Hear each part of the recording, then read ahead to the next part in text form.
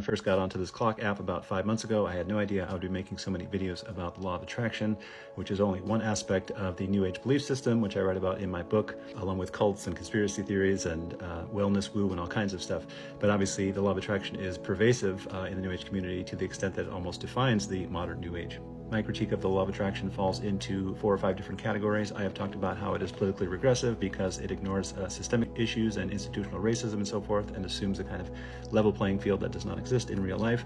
I've talked about how it is morally reprehensible. This is essentially the focus of the Esther Hicks video, in which I talk about how she blames the victim even in extreme circumstances like slavery and the Holocaust. In that same video, I've talked about how it is psychologically harmful because if you focus on only positive thoughts and positive emotions and try to ignore or suppress the so-called negative ones, that is a recipe for psychological and perhaps even physical illness. I want to add into the mix how it also contains an element of spiritual supremacy. If you don't talk about positive and negative emotions, you talk about high vibes and low vibes. So that is a way to cast judgment on those who you see as spiritually inferior to you. It's very similar to the evangelical notion of, well, I'm a saint and you're a sinner. In this video, I want to talk about how law of attraction is philosophically untenable. That is a philosopher's way of saying that it doesn't make sense. Now, I have a master's degree in philosophy, cosmology, and consciousness, so for things to make sense is very important to me. We can just start off with the basic premise that you create your own reality. There is a value in knowing that you can shape your reality, that you can influence your reality, especially if you come from a background in which you have felt disempowered.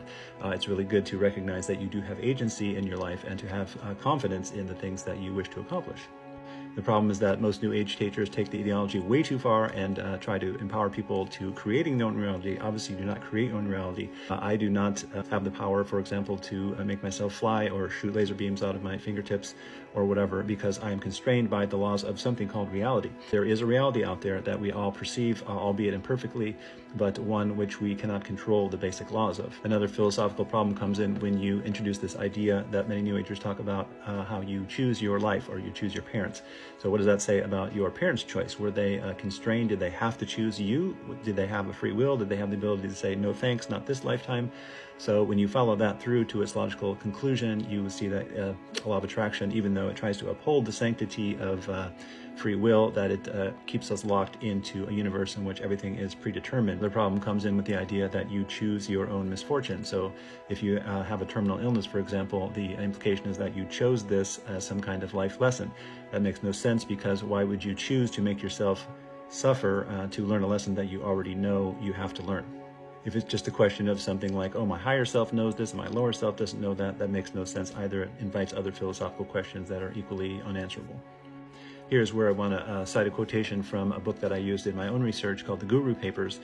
They write, probably those who take on this worldview, that is law of attraction, do so out of a deep intuition that there is something basically true and important about one's reality being self-created. We agree.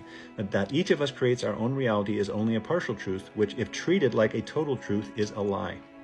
This belief implies people are totally disconnected units, each creating a separate reality that neither affects nor is affected by others. This is not the consciousness needed to survive. That quotation is why I have chosen to call this video the lie of distraction. The distraction part comes in the fact that I don't see any law of attraction teachers talking about the most pressing issues of our time, which I would say include the ecological crisis, economic inequality, which is greater than it's ever been, and institutional racism and white supremacy. So as an alternative to this law of attraction ideology, which again is very self-centered, self-focused, I would encourage an understanding of our interdependence, the idea that we co-create reality, that our destinies are bound up together, that we are in a sense each other's keeper, that I cannot be completely free and happy if others are mired in suffering. Basically, we're all in this together.